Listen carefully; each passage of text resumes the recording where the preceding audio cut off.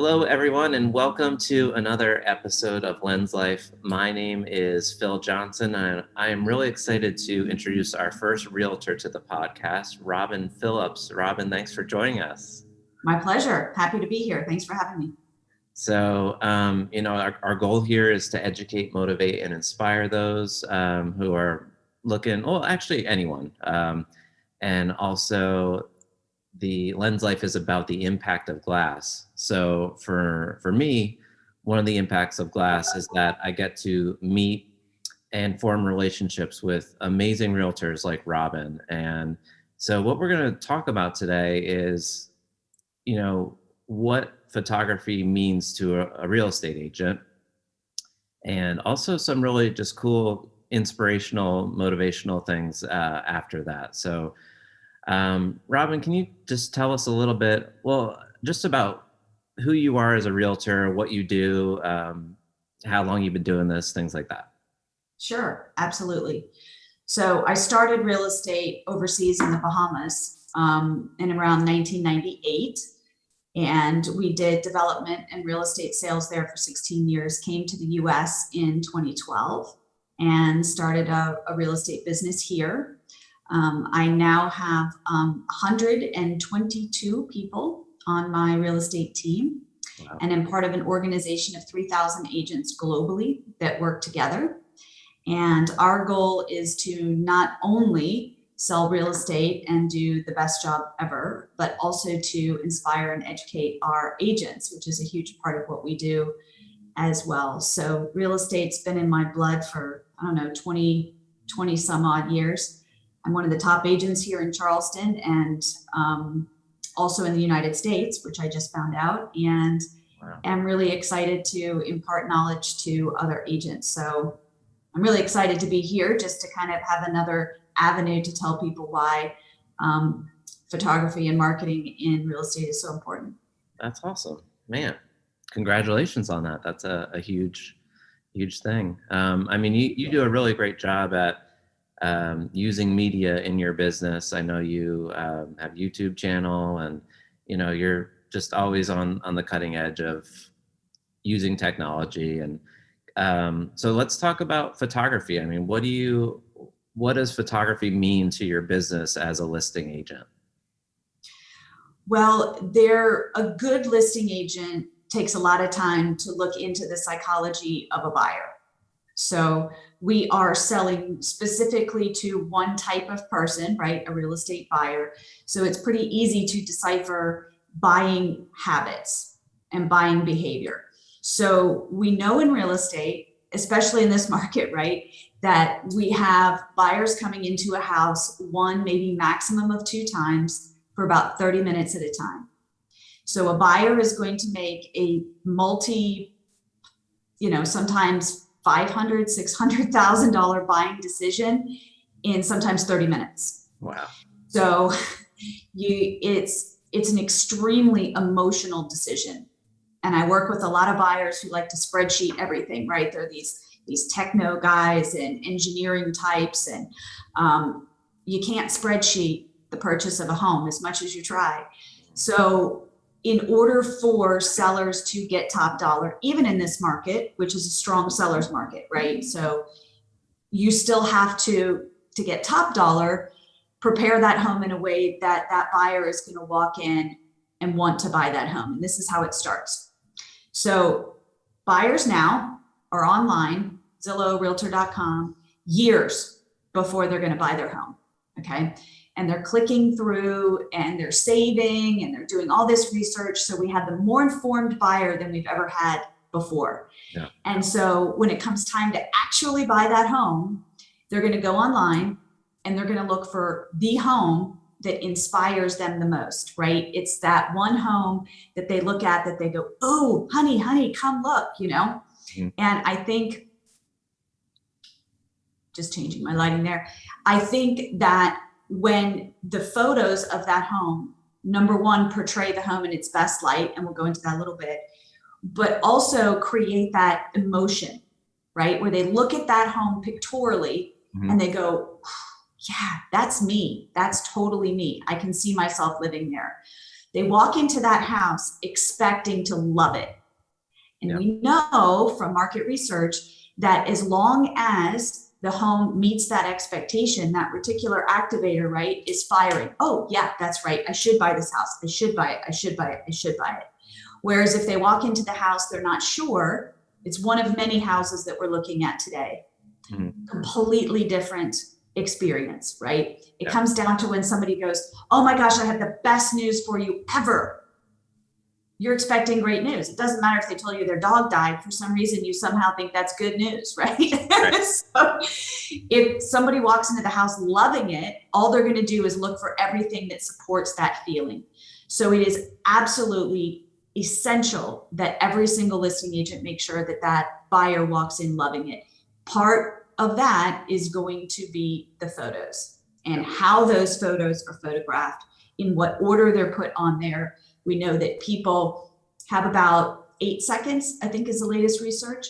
So you have 8 seconds to capture that buyer.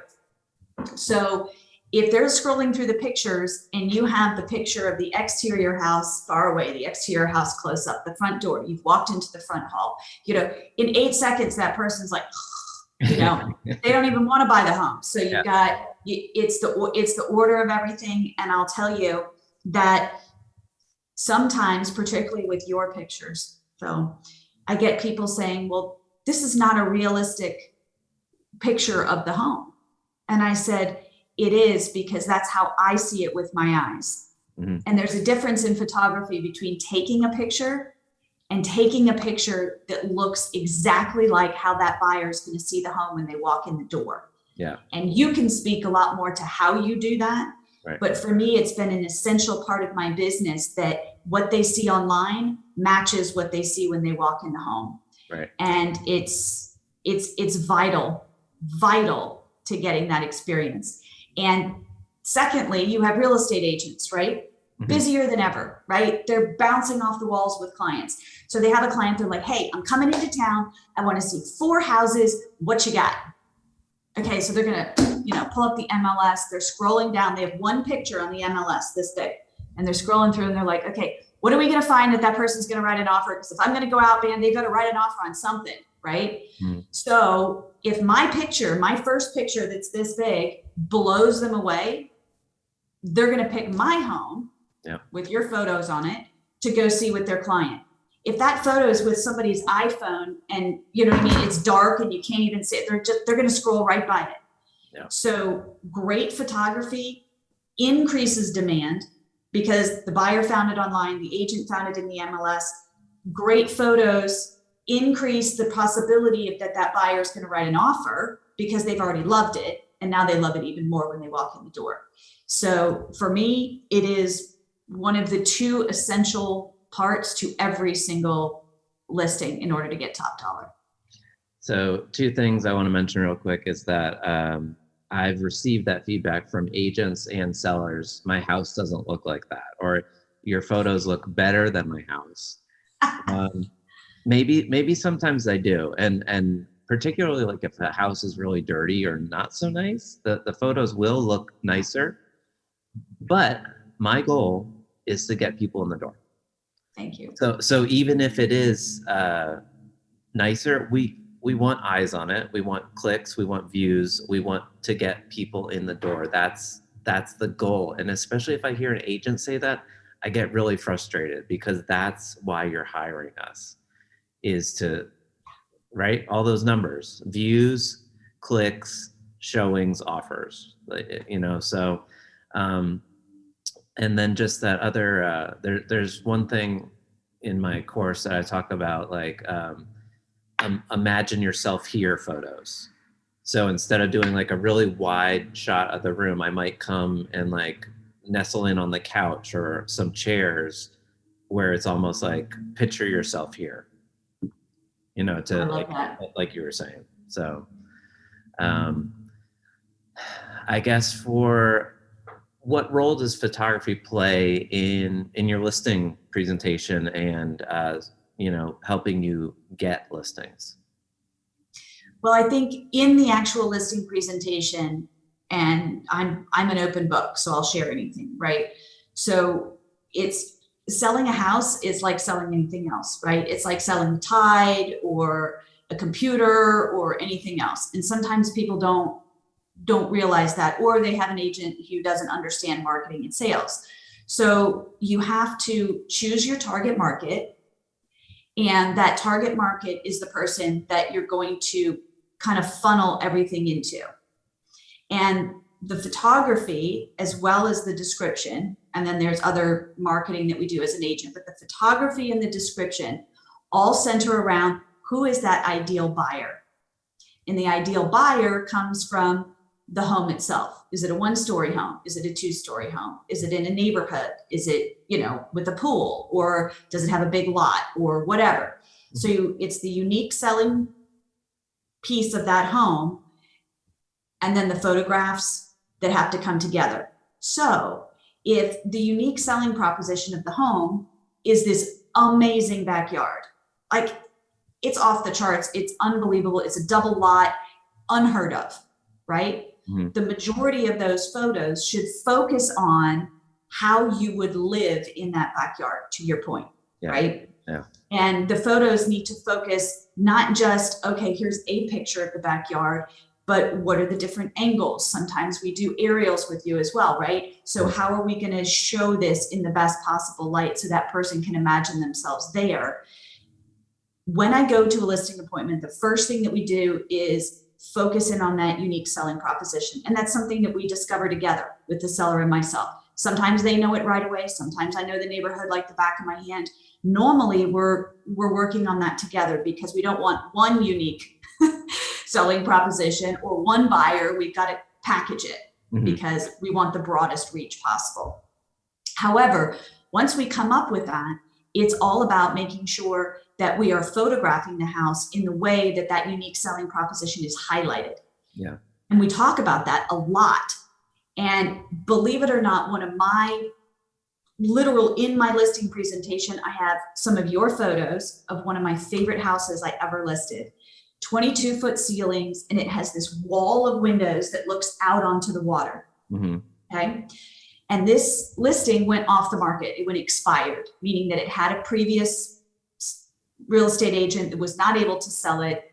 So we had pictures from the old real estate agent. Yeah. So we took those pictures and put them at the top, and we said, okay, this is the photographer who this real estate agent chose. This is the photographer that I chose for that home, which was you. And I said, do you see how when you're standing in the kitchen and you took a shot right behind the kitchen counter, where you could see over the kitchen counter all the way through the windows out to the water? Mm-hmm. And I said to them, you notice in this picture, you saw this beautiful kitchen, but the entire window was white. Right. You couldn't see out the window. Yeah. I said, one of the best parts about this house is you can stand in the middle of this room and you can see the water from almost every room because of this wall of windows. Yeah. I said, this is what the buyer is buying. The buyer is buying the view. Yeah. I said, if you can't have a photographer that can highlight that view, you're missing out on getting the highest possible price and potentially selling the home, right? It went expired. Right. So the way that you photograph, and I know it's the multiple exposures and all of this, makes a huge, huge difference. And in my listing presentation, I show those two photos. Yeah. And I say, if you were a buyer, which photograph would cause you to book an appointment, walk in that house and say, yeah, this is what I want to buy. And they're always like, that one. And I'm like, okay. So you got to help them self-discover, right? Okay. So that's a huge part of the listing presentation, as well as them showing them some of the angle differences.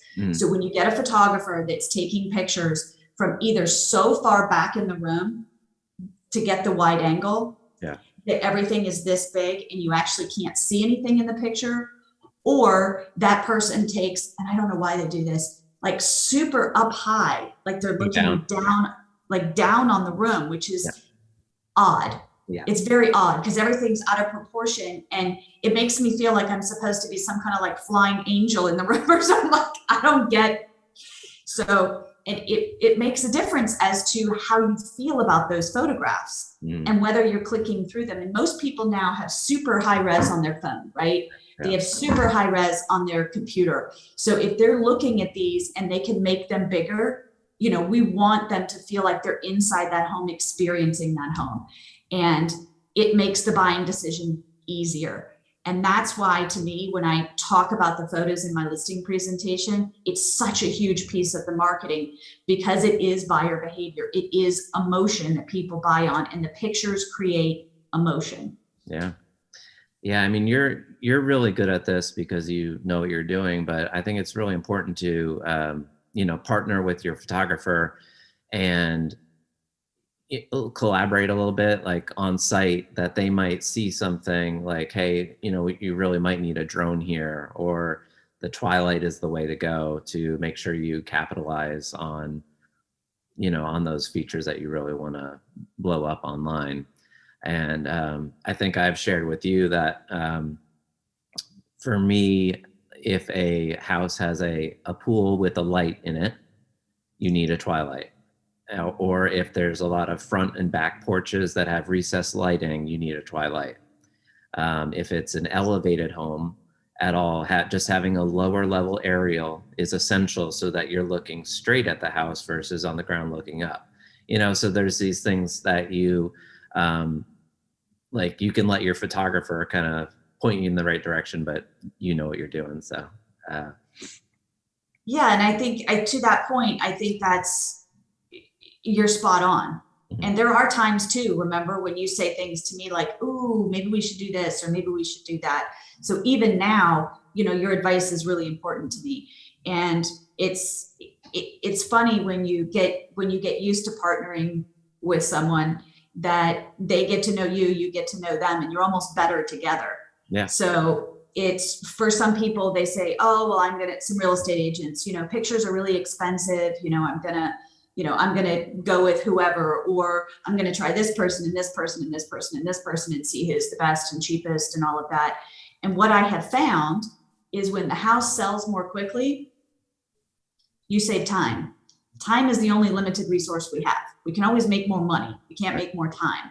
Mhm. So spending time talking to the seller for weeks upon end, talking to agents about their feedback on why they haven't made an offer, is a lot more expensive than paying for great photography, So I Yeah. just, Yeah, I run across it all the time, that agents they want to save $50 or $100 or whatever, and it's a really small investment that has, I think, one of the biggest impacts on.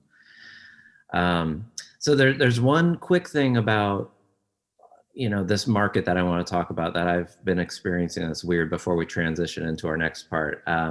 Market is so hot, the inventory is so low, prices are going up. I've been running across sellers who don't want to go through the steps, like, because you can just put an iPhone photo and sell it before it hits market. I'm almost running into a lot of sellers who are annoyed by having the stager or photography. And it's making me really mad, because they're leaving money, that they're losing money.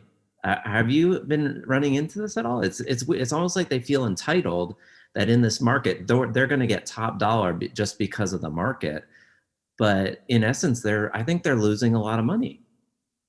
They are definitely losing a lot of money. But I do have to laugh, because it's not just the seller that thinks that. Yeah. The agents Mhm. think that. I mean, I'm seeing some really good agents, and their stuff is listed, and I'm like, could you really put any less effort into this? Like, what are you doing? Mm. And they're definitely leaving money on the table. And what I have found, so, okay, first of all, well, we'll talk a little bit about the market, but first of all, let's say we were in that hyper low inventory market, right? So somebody came out, they have to buy a home. There's 4 to choose from, pick one, write an offer, move on, right? Yeah. Even if they got top dollar, that buyer, the more they love the home, the more the negotiation is going to go smoothly. So what I say during my listing appointments right now is, look, guys, getting an offer, that is the easiest part of this transaction. Yeah. Okay. That is not where I'm going to earn my money. Mhm. Okay. Getting you a little bit more money, sure. But I am going to earn my money in getting that transaction to the closing table without it blowing up. Right. So if the buyer is in love with that home, like this is the one I have to have, I don't care if there were 4 or 25. If they're in love with it, the negotiation is going to go a lot more smoothly. So it's important for them to fall in love with that home. Yeah. And a bunch of iPhone pictures and clutter everywhere and everything else is going to mean that they made an offer, but how much do they really want that home? Yeah. And they'll see it through to the end. Yeah. So I think it's huge. And just super quickly, we are seeing the inventory is going up, particularly here in Charleston, but we're seeing it nationally as well. We have almost twice as many homes on the market as we did just a couple months ago. And sellers don't quite get it yet. Right. You know, you can't ask for the world. You can't be a jerk in the negotiation because the buyers will go find something else or they'll just hold off. Right. So, you know, we've always got to put the effort in as agents and as sellers, because what's the point? You're moving anyway, just put in that tiny little bit of effort and that agent, that little bit of money to make sure that that client is getting the most and it's the smoothest possible transaction. And one last point, Yeah. put that effort into whether it's that 900 square foot condo or the 9,000 square foot, mansion. I think having the same marketing and effort on all of those is just incredibly important and just a part of your business. Like you don't skimp or it's always just about doing the best for your client, because that smaller buyer one day will be your big buyer or your big seller. I think that's a great point. And I do think that it's about reputation as well. Yeah. So, all of our listings stay up there forever with our name on them. Mm-hmm. Right. Yeah. So what is your reputation? Is your reputation that if you're selling a smaller home, that person is worth less of your effort than somebody that's not? And I will tell you a funny story. I had someone who we did a $50,000 mobile home, and they were friends with somebody who was a physician who they recommended me to. And we bought a $2 million home with that person. So you just never know who people are friends with, and everybody's worth your best effort, regardless of how much profit you're making off of that listing, because it's about integrity. Absolutely. Well, that's a great, mindset trick right there. And I know you recently went to go hang out with Tony Robbins. And I know for me, I get really excited about, his philosophy and just totally inspiring. What are some things that you learn that are helping you with your business and kind of things that you want to let your agents and other people know about? Well, the one that I have posted on underneath my monitor here, which I think is the one thing that's helped me the most. It says progress is happiness. And I think that with COVID and everything else, life has been more challenging, and it's been more difficult to get where you want to go financially, with your career, with your children maybe at home and things like that, that we all need to focus on the progress. You don't have to reach the end goal maybe as quickly as you wanted to, but are you taking the steps needed to move towards that and be proud and satisfied and happy and celebrate the progress towards that goal, and the progress getting the kids back to school, the progress of, moving the business forward, that type of thing. So for me, that was number one. Yeah. And I'm pulling this up on my phone. So the other thing that I loved the most was he came up with 3 decisions that shape the quality of our life. And I was like, oh, I got to write this down. The key word in this is decision, right? Because we all decide how we're going to feel. Okay. Yeah. And it said, number 1, what are you going to focus on? And it says, your focus is your feeling. So it's kind of, a lot of times I think with COVID and everything else, people have focused too much on social media, what other people are doing, what's going on in other people's lives. We're looking for that dopamine hit, is what my son says, right? And it's helpful, much more helpful, to focus on some things that are going to make us healthy. So for David and I, my husband, we are focusing on a morning routine, a very fixed morning routine that includes reading scripture, journaling, meditating, gratitude, exercise, so that we start the day off right. Yeah. So that's what we're focusing on. We're not focusing on what's going wrong. We're focusing on that morning routine to kick us off for the day. The second thing he talked about was, what do things mean to you? Best example. Everybody can relate to this. So you're driving down the road, somebody cuts you off. Okay. Yep. It happened. Yep. All right. So the question is, what did that mean to you? Is the meaning that jumps into your mind, that jerk, you know what I mean? He meant to cut me off, blah, blah, blah, blah, blah, blah, blah, blah, right? Road rage. Or is the meaning, that person probably is in a hurry, or I hope nothing's wrong. I hope they're not on their way to the hospital. You know, what is that? What do you turn that event into as a meaning in your own mind? And then the last thing is, what are you going to do? So that person cuts you off. You say, oh, you know, and so then what do? You ride their tail. And then the minute you can, you swerve around them and you stare at them so that they know that they cut you off. You know, they knew they were wrong, you know, or you back off a little bit and say, okay, this person's either not paying attention or they're, you know, having a bad day or whatever. So I'm just gonna hang back a little bit in case something else crazy happens, you know. Mm-hmm. And we all choose, right? We choose what we're focusing on as we drive down the road. We choose the meaning that we give something, and then we choose our reaction to that. And it comes down to the littlest, tiniest things that my husband and I have been working on. So even when somebody calls you or doesn't call you, so somebody was supposed to call you, they don't call you. Well, what meaning am I going to give that? And then what am I going to do about that? So that you can take almost everything in your life that turns into this ball of negativity and either switch it into something neutral or switch it into something positive, so that my day remains high energy. It remains focused on the things that are important. And I don't know about you, Phil, but when something goes wrong, and even if I had a reaction to it or I said something, I tend to relive it in my mind, like over and over. And I should have said this, or I should have said that, or they should have done this, or they should have done that. And so for whatever time period, hours sometimes, or I wake up the next morning and I'm still thinking about it, all of that is mind space. Yeah. Like, what else could I be doing with my mental energy other than reliving some negative experience that I could have given a different meaning to? Well, and then I was just thinking, as you're saying that, your morning routine sets you up for that reaction. So as long as you and David are doing that, your reaction is going to probably be a lot different versus if you missed it that morning or whatever. And what was the other thing I wanted to say? I don't know. Keep going. I'll remember it. Well, for me, I think it was Tony Robbins who said this, because he had like a crazy childhood that was really not good. But I think his saying is, life doesn't happen to me, it happens for me. And so whatever that bad thing, if you switch that mindset of that bad thing happened for me in a good way, and we maybe don't know what that is, but if we switch to that, man, what a difference that makes.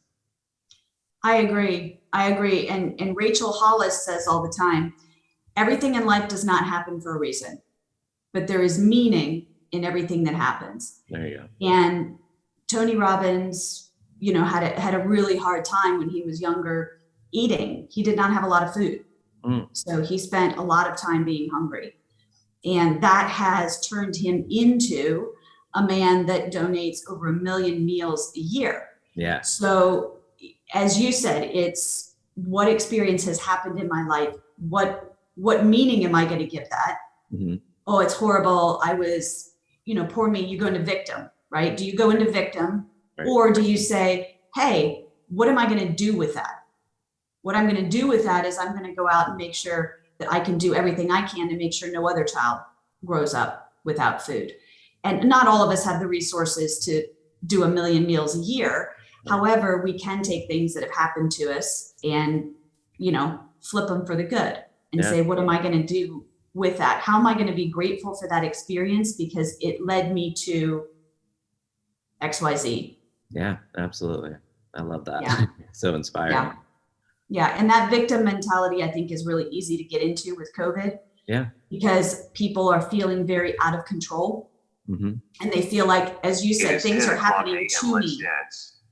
Things are happening to me rather than things are, I'm being effective in my own life. And I think it's an opportunity for all of us to say, hey, it's not happening to us. We choose.